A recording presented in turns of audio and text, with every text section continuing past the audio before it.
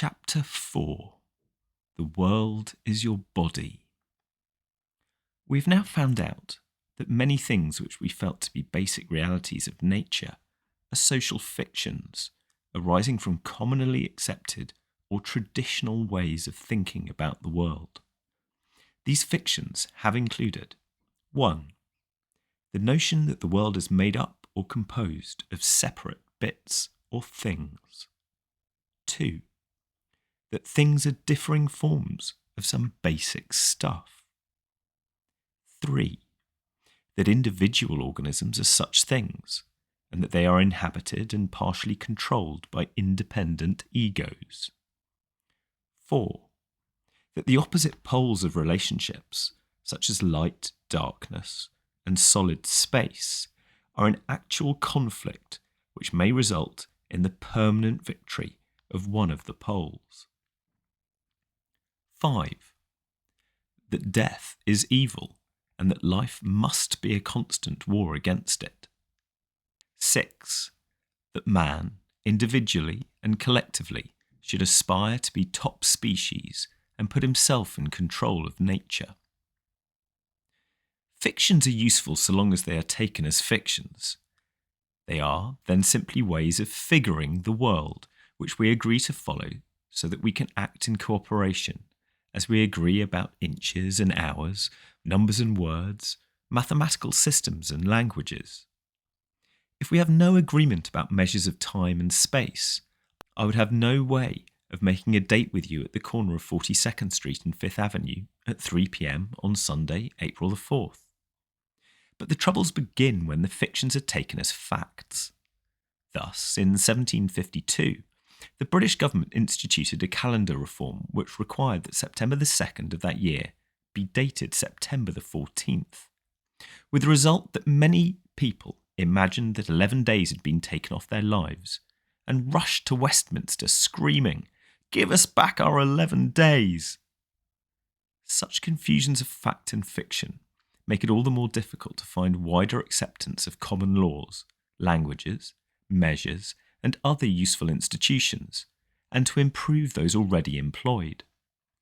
But as we have seen, the deeper troubles arise when we confuse ourselves and our fundamental relationships to the world with fictions or figures of thought, which are taken for granted, unexamined, and often self-contradictory. Here, as we have also seen, the nub problem is the self-contradictory definition of man himself as a separate and independent being in the world, as distinct from a special action of the world. Part of our difficulty is that the latter view of man seems to make him no more than a puppet, but this is because, in trying to accept or understand the latter view, we are still in the grip of the former. To say that man is an action of the world is not to define him as a thing, which is helplessly pushed around by all other things. We have to get beyond Newton's vision of the world as a system of billiard balls, in which every individual ball is passively knocked about by all the rest. Remember that Aristotle's and Newton's preoccupation with causal determinism was that they were trying to explain how one thing or event was influenced by others, forgetting that the division of the world into separate things and events was a fiction. To say that certain events are causally connected is only a clumsy way of saying that they are features of the same event, like the head and tail of a cat. It is essential to understand this point thoroughly, that the thing in itself, Kant's Ding an sich, whether an animal, vegetable, or mineral, is not only unknowable, it does not exist. This is important not only for sanity and peace of mind, but also for the most practical reasons of economics, politics, and technology. Our practical projects have run into confusion again and again through failure to see that individual people, nations, animals, insects, and plants do not exist in or by themselves. This is not to say only that things exist in relation to one another, but that what we call things are no more than glimpses of a unified process. Certainly, this process has distinct features which catch our attention, but we must remember that distinction is not separation. Sharp and clear as the crest of the wave may be, it necessarily goes with the smooth and less featured curve of the trough. So also the bright points of the stars go with, and if I may now coin a word, go with, the dark background of space. In the Gestalt theory of perception, this is known as the figure-ground relationship. This theory asserts, in brief, that no figure is ever perceived except in relation to a background. If, for example, you come so close to me that the outline of my body lies beyond your field of vision, the thing you see will no longer be my body. Your attention will instead be captured by a coat button or a necktie. For the theory also asserts that, against any given background, our attention is almost automatically won by any moving shape, in contrast with a stationary background, or by any enclosed or tightly complex feature, in contrast with the simpler, featureless background.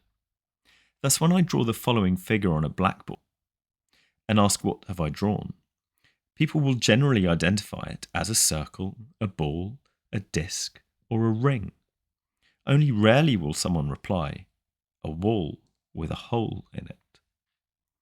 In other words, we do not easily notice that all features of the world hold their boundaries in common with the areas that surround them, that the outline of the figure is also the inline of the background. Let us suppose that my circle, hole figure were to move through the following series of shapes. Most people would thereupon ascribe the movement, the act, to the enclosed area as if it were an amoeba, but I might just as well have been drawing the dry patches in a thin film of water spread over a polished table. But the point is that in either case, the movement of any feature of the world cannot be ascribed to the outside alone or to the inside alone. Both move together. Our difficulty in noticing both the presence and the action of the background in these simple illustrations is immensely increased when it comes to the behaviour of living organisms. When we watch ants scurrying hither and thither over a patch of sand, or people milling around in a public square, it seems absolutely undeniable that the ants and the people are alone responsible for the movement. Yet, in fact, this is only a highly complex version of the simple problem of the three balls moving in space, in which we had to settle for the solution that the entire configuration, the Gestalt, is moving. Not the balls alone, not the space alone, not even the balls and the space together in concert, but rather a single field of solid space, of which the balls and the space are, as it were, poles. The illusion that organisms move entirely on their own is immensely persuasive until we settle down, as scientists do, to describe their behaviour carefully. Then the scientist, be they biologist, sociologist, or physicist, finds very rapidly that they cannot say what the organism is doing unless at the same time they describe the behaviour of its surroundings. Obviously, an organism cannot be described as walking just in terms of leg motion, for the direction and speed of this walking must be described in terms of the ground upon which it moves. Furthermore, this walking is seldom haphazard. It has something to do with food sources in the area, with the hostile or friendly behaviour of other organisms, and countless other factors which we do not immediately consider when attention is first drawn to the prowling ant. The more detailed the description of our ant's behaviour becomes, the more it has to include such matters as density, humidity, and temperature of the surrounding atmosphere, the types and sources of its food, the social structure of its own species, and that of neighbouring species with which it has some symbiotic or preying relationship. When at last the whole vast list is compiled, and the scientist calls "finished" for lack of further time or interest, they may well have the impression that the ant's behaviour is no more than its automatic and involuntary reaction to its environment. It is attracted by this and repelled by that, kept alive by one condition, destroyed by another. But let us suppose that they turn their attention to some other organism in the ant's neighbourhood, perhaps a housewife with a greasy kitchen. They will soon have to include that ant and all its friends and relations as something which determines her behaviour.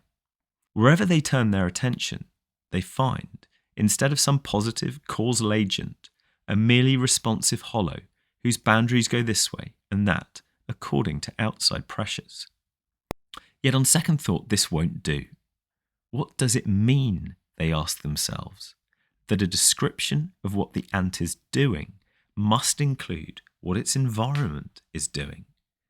It means that the thing or entity they are studying and describing has changed. It started out to be the individual ant, but very quickly became the whole field of activities in which the ant is found. The same thing would happen if one started out to describe a particular organ of the body. It would be utterly unintelligible unless one took into account its relationships with other organs.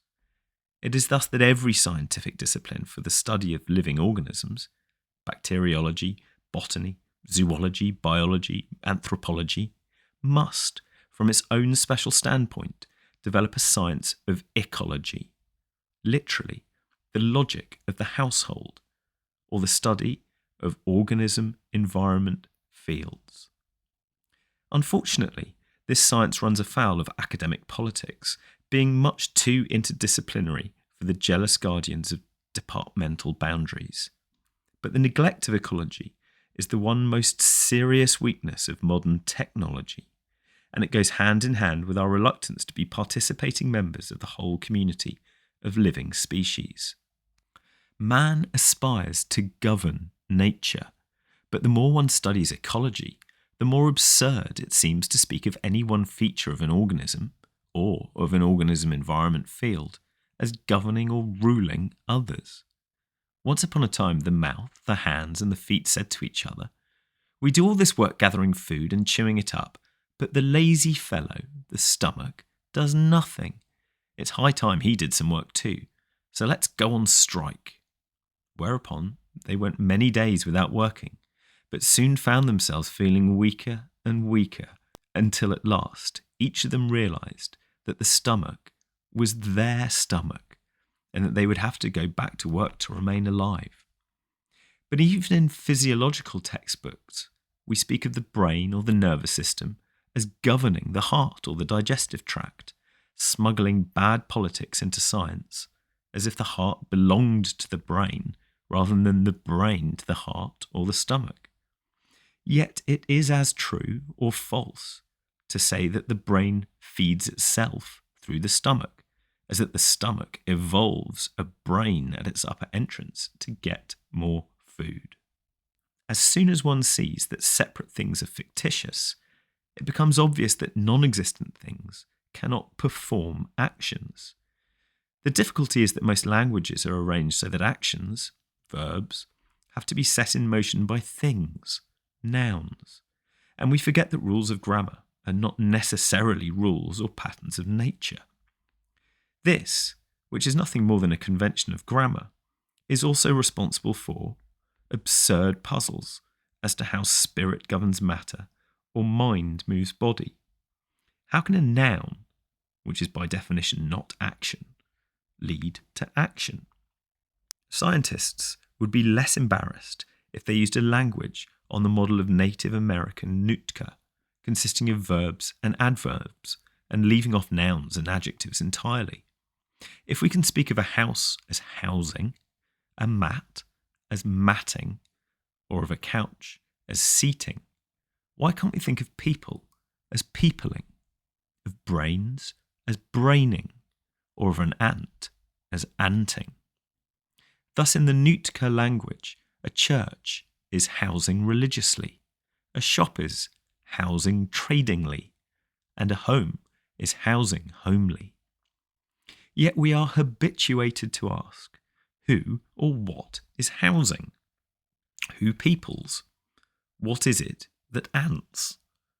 Yet isn't it obvious that when we say the lightning flashed, the flashing is the same as the lightning, and that it would be enough to say there was lightning? Everything labelled with a noun is demonstrably a process or action, but language is full of spooks, like the it in "it is raining," which are the supposed causes of action. Does it really explain running to say that a man is running? On the contrary, the only explanation would be a description of the field or situation in which a manning goes with running, as distinct from one in which a manning goes with sitting. I'm not recommending this primitive and clumsy form of verb language for general and normal use. We should have to contrive something much more elegant. Furthermore, running is not something other than myself, which I, the organism, do. For the organism is sometimes a running process, sometimes a standing process, sometimes a sleeping process, and so on. And in each instance, the cause of the behaviour is the situation as a whole, the whole organism environment. Indeed, it would be best to drop the idea of causality and use instead the idea of relativity. For it is still inexact to say that an organism responds or reacts to a given situation by running or standing or whatever. This is still the language of Newtonian billiards. It is easier to think of situations as moving patterns, like organisms themselves. Thus, to go back to the cat, or catting, a situation with pointed ears and whiskers at one end does not have a tail at the other as a response or reaction to the whiskers, or the claws, or the fur. As the Chinese say, the various features of a situation arise mutually, or imply one another, as back implies front, and as chickens imply eggs, and vice versa. They exist in relation to each other like the poles of a magnet, only more complexly patterned. Moreover, as the egg-chicken relation suggests, not all the features of a total situation have to appear at the same time. The existence of a man implies parents, even though they may be long since dead, and the birth of an organism implies its death. Wouldn't it be as far-fetched to call birth the cause of death as to call the cat's head the cause of the tail? Lifting the neck of a bottle implies lifting the bottom as well, for the two parts come up at the same time. If I pick up an accordion by one end, the other will follow a little later, but the principle is the same. Total situations are, therefore, patterns in time as much as patterns in space. And right now is the moment to say that I am not trying to smuggle in the total situation as a new disguise for the old things which were supposed to explain behaviour or action. The total situational field is always open-ended, for little fields have big fields upon their backs to bite 'em, and big fields have bigger fields, and so ad infinitum. We can never describe all features of the total situation, not only because every situation is infinitely complex, but also because the total situation is the universe. Fortunately, we do not have to describe any situation exhaustively, because some of its features appear to be much more important than others for understanding the behaviour of the various organisms within it. We never get more than a sketch of the situation, yet this is enough to show that actions or processes must be understood or explained in terms of situations, just as words must be understood in the context of sentences, paragraphs, chapters, books, libraries, and life itself. To sum up, just as no thing or organism exists on its own, it does not act on its own either. Furthermore, every organism is a process, thus the organism is not other than its actions. To put it clumsily, it is what it does. More precisely, the organism, including its behaviour, is a process which is to be understood only in relation to the larger and longer process of its environment. For what we mean by understanding or comprehension is seeing how parts fit into a whole, and then realizing that they don't compose the whole as one assembles a jigsaw puzzle, but that the whole is a pattern, a complex wiggliness which has no separate parts. Parts are fictions of language, of the calculus of looking at the world through a net which seems to chop it up into bits. Parts exist only for purposes of figuring and describing, and as we figure the world out, we become confused if we do not remember this all the time. Once this is clear, we have shattered the myth of the fully automatic universe, where human consciousness and intelligence are a fluke in the midst of boundless stupidity. For if the behaviour of an organism is intelligible only in relation to its environment, intelligent behaviour implies an intelligent environment. Obviously, if parts do not really exist, it makes no sense to speak of an intelligent part of an unintelligent whole. It is easy enough to see that an intelligent human being implies an intelligent human society, for thinking is a social activity, a mutual interchange of messages and ideas based on such social institutions as languages, sciences, libraries, universities, and museums. But what about the non-human environment in which human society flourishes? Ecologists often speak of the evolution of environments over and above the evolution of organisms. For man did not appear on Earth until the Earth itself, together with all its biological forms, had evolved to a certain degree of balance and complexity. At this point of evolution, the Earth implied man, just as the existence of man implies that sort of a planet at that stage of evolution.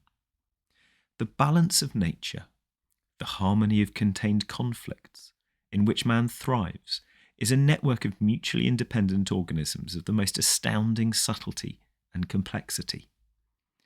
Teilhard de Chardin has called it the biosphere, the film of living organisms which covers the original geosphere, the mineral planet. Lack of knowledge about the evolution of the organic from the inorganic, coupled with misleading myths about life coming into this world from somewhere outside, has made it difficult for us to see that the biosphere arises, or goes with, a certain degree of geological and astronomical evolution. But as Douglas E. Harding has pointed out, we tend to think of this planet as a life-infested rock, which is as absurd as thinking of the human body as a cell-infested skeleton. Surely all forms of life, including man, must be understood as symptoms of the Earth, the solar system, and the galaxy, in which case we cannot escape the conclusion that the galaxy is intelligent. If I first see a tree in the winter, I might assume that it is not a fruit tree. But when I return in the summer to find it covered with plums, I must exclaim, "Excuse me, you were a fruit tree after all."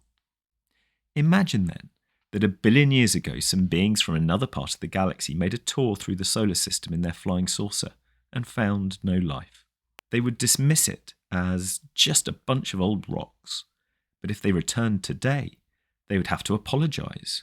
Well, you were peopling rocks after all. You may, of course, argue that there is no analogy between the two situations. The fruit tree was at one time a seed inside a plum, but the Earth, much less the solar system or the galaxy, was never a seed inside a person. But oddly enough, you would be wrong. I've tried to explain that the relation between an organism and its environment is mutual, that neither one is the cause or determinant of the other, since the arrangement between them is polar. If, then, it makes sense to explain the organism and its behaviour in terms of the environment, it will also make sense to explain the environment in terms of the organism. Thus far, I've kept this up my sleeve so as not to confuse the first aspect of the picture. For there is a very real physical sense in which man and every other organism creates his own environment. Our whole knowledge of the world is, in one sense, self-knowledge. For knowing is a translation of external events into bodily processes, and especially into states of the nervous system and the brain. We know the world in terms of the body and in accordance with its structure. Surgical alterations of the nervous system, or in all probability, sense organs of a different structure than ours, give different types of perception, just as the microscope and telescope change the vision of the naked eye. Bees and other insects have, for example, Polaroid eyes, which enable them to tell the position of the sun by observing any patch of the blue sky. In other words, because of the different structure of their eyes, the sky that they see is not the sky that we see. Bats and homing pigeons have sensory equipment analogous to radar, and in this respect see more reality than we do without our special instruments. From the viewpoint of your eyes, your own head seems to be an invisible blank, neither dark nor light, standing immediately behind the nearest thing you can see. But in fact, the whole field of vision, out there in front, is a sensation in the lower back of your head, where the optical centres of the brain are located. What you see out there is, immediately, how the inside of your head looks or feels. So too, everything that you hear, touch, taste and smell is some kind of vibration interacting with your brain, which translates that vibration into what you know as light, colour, sound, hardness, roughness, saltiness, heaviness or pungence. Apart from your brain, all these vibrations would be like the sound of one hand clapping or of sticks playing on a skinless drum. Apart from your brain, or some brain, the world is devoid of light, heat, weight, solidity, motion, space-time, or any other imaginable feature. All these phenomena are interactions or transactions of vibrations with a certain arrangement of neurons. Thus, vibrations of light and heat from the sun do not actually become light or heat until they interact with a living organism, just as no light beams are visible in space unless reflected by particles of atmosphere or dust. In other words, it takes two to make anything happen. As we saw, a single ball in space has no motion, whereas two balls give the possibility of linear motion, three balls motion in a plane, and four balls motion in 3 dimensions. The same is true for the activation of an electrical current. No current will flow through a wire until the positive pole is connected with the negative. Or to put it more simply, no current will start unless it has a point of arrival. And a living organism is a point of arrival, apart from which there can never be the currents or phenomena of light, heat, weight, hardness, and so forth. One might almost say that the magic of the brain is to evoke these marvels from the universe, as a harpist evokes melody from the silent strings. A still more cogent example of existence as relationship is the production of a rainbow. For a rainbow appears only when there is a certain triangular relationship between 3 components: the sun, moisture in the atmosphere, and an observer. If all 3 are present, and if the angular relationship between them is correct, then, and then only, will there be the phenomenon rainbow. Diaphanous as it may be, a rainbow is no subjective hallucination. It can be verified by any number of observers, though each will see it in a slightly different position. As a boy, I once chased the end of a rainbow on my bicycle and was amazed to find that it always receded. It was like trying to catch the reflection of the moon on water. I did not then understand that no rainbow would appear unless the sun and I and the invisible centre of the bow were on the same straight line, so that I changed the apparent position of the bow as I moved. The point is then that an observer in the proper position is as necessary for the manifestation of a rainbow as the other 2 components, the sun and the moisture. Of course, one could say that if the sun and a body of moisture were in the right relationship, say over the ocean, any observer on a ship that sailed into line with them would see a rainbow. But one could also say that if an observer and the sun were correctly aligned, there would be a rainbow if there were moisture in the air. Somehow, the first set of conditions seems to preserve the reality of the rainbow apart from an observer, but the second set, by eliminating a good, solid, external reality, seems to make it an indisputable fact that under such conditions there is no rainbow. The reason is only that it supports our current mythology to assert that things exist on their own, whether there is an observer or not. It supports the fantasy that man is not really involved in the world, that he makes no real difference to it, and that he can observe reality independently without changing it. For the myth of this solid and sensible physical world, which is there, whether we see it or not, goes hand in hand with the myth that every observer is a separate ego, confronted with a reality quite other than themselves. Perhaps we can accept this reasoning without too much struggle when it concerns things like rainbows and reflections, whose reality status was never too high in the first place. But what if it dawns on us that our perception of rocks, mountains, and stars is a situation of just the same kind? There is nothing in the least unreasonable about this. We've not had to drag in any such spooks as mind, soul, or spirit.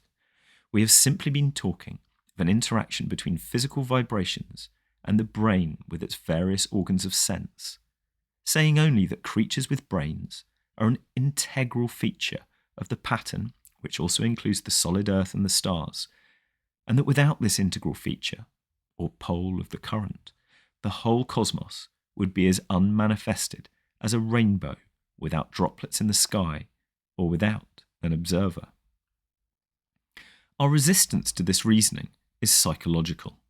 It makes us feel insecure because it unsettles a familiar image of the world in which rocks, above all, are symbols of hard, unshakable reality, and the eternal rock a metaphor for God himself. The mythology of the 19th century had reduced man to an utterly unimportant little germ in an unimaginably vast and enduring universe. It is just too much of a shock, too fast a switch, to recognise that this little germ, with its fabulous brain, is evoking the whole thing, including the nebulae millions of light years away. Does this force us to the highly implausible conclusion that before the first living organism came into being equipped with a brain, there was no universe, that the organic and the inorganic phenomena came into existence at the same temporal moment? Is it possible that all geological and astronomical history is a mere extrapolation, that it is talking about what would have happened if it had been observed? Perhaps, but I will venture a more cautious idea. The fact that every organism evokes its own environment must be corrected with the polar or opposite fact that the total environment evokes the organism. Furthermore, the total environment or situation is both spatial and temporal, both larger and longer than the organisms contained in its field. The organism evokes knowledge of a past before it began, and of a future beyond its death. At the other pole, the universe would not have started or manifested itself unless it was at the same time going to include organisms, just as current will not begin to flow from the positive end of a wire until the negative terminal is secure. The principle is the same, whether it takes the universe billions of years to polarize itself in the organism, or whether it takes the current 1 second to traverse a wire 186,000 miles long. I repeat that the difficulty of understanding the organism-environment polarity is psychological. The history and the geographical distribution of the myth are uncertain, but for several thousand years we have been obsessed with a false humility. On one hand, putting ourselves down as mere creatures who came into this world by the whim of God or the fluke of blind forces, and on the other, conceiving ourselves as separate personal egos fighting to control the physical world. We have lacked the real humility of recognising that we are members of the biosphere, the harmony of contained conflicts, in which we cannot exist at all without the cooperation of plants, insects, fish, cattle, and bacteria. In the same measure, we have lacked the proper self-respect of recognizing that I, the individual organism, am a structure of such fabulous ingenuity that it calls the whole universe into being.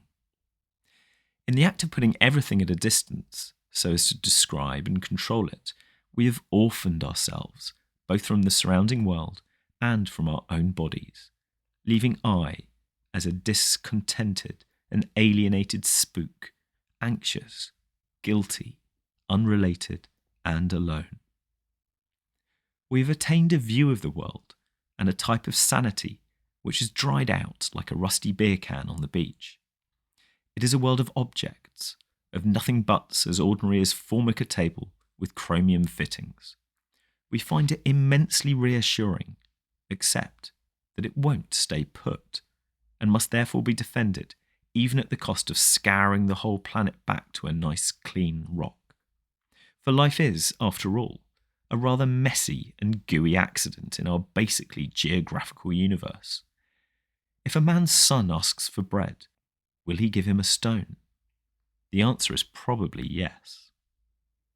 Yet this is no quarrel with scientific thinking, which as of this date has gone far, far beyond Newtonian billiards and the myth of the fully automatic mechanical universe of mere objects. That was where science really got its start, but in accordance with William Blake's principle that the fool who persists in his folly will become wise, the persistent scientist is the first to realise the obsolescence of old models of the world. Open a good, standard textbook on quantum theory. The world cannot be analysed correctly into distinct parts. Instead, it must be regarded as an indivisible unit in which separate parts appear as valid approximations only in the classical, i.e. Newtonian, limit. Thus, at the quantum level of accuracy, an object does not have any intrinsic properties, for instance wave or particle, belonging to itself alone. Instead, it shares all its properties mutually and indivisibly with the systems with which it interacts. Moreover, because a given object, such as an electron, interacts at different times with different systems that bring out different potentialities, it undergoes continual transformation between the various forms, for instance wave or particle form, in which it can manifest itself. Although such fluidity and dependence of form on the environment have not been found before the advent of quantum theory, at the level of elementary particles in physics, they are not uncommon, in fields such as biology, which deals with complex systems. Thus, under suitable environmental conditions, a bacterium can develop into a spore stage, which is completely different in structure, and vice versa. David Bohm, Quantum Theory, 1958. Then there is the other, complementary side of the picture, as presented by the eminent biophysicist Erwin Schrödinger. It is not possible that this unity of knowledge, feeling and choice, which you call your own, should have sprung into being from nothingness at a given moment not so long ago. Rather, this knowledge, feeling and choice are essentially eternal and unchangeable and numerically one in all people, nay, in all sensitive beings, but not in this sense that you are a piece of an eternal infinite being, an aspect or modification of it, as in Spinoza's pantheism. For we should have the same baffling question: which part, which aspect are you? What objectively differentiates it from the others? No, but inconceivable as it seems to ordinary reason, you, and all other conscious beings as such, are all in all. Hence this life of yours, which you are living, is not merely a piece of the entire existence, but it is in a certain sense the whole. Only this whole is not so constituted that it can be surveyed in one single glance. The universe implies the organism, and each single organism implies the universe. Only the single glance of our spotlight, narrowed attention, which has been taught to confuse its glimpses with separate things, must somehow be opened to the full vision, which Schrödinger goes on to suggest. Thus you can throw yourself flat on the ground, stretched out upon Mother Earth, with the certain conviction that you are one with her, and she with you. You are as firmly established, as invulnerable as she, indeed 1,000 times firmer and more invulnerable. As surely as she will engulf you tomorrow, so surely she will bring you forth anew to a new striving and suffering. And not merely some day. Now, today, every day she is bringing you forth, not once, but thousands upon thousands of times, just as every day she engulfs you 1,000 times over. For eternally and always there is only now, one and the same now. The present is the only thing that has no end.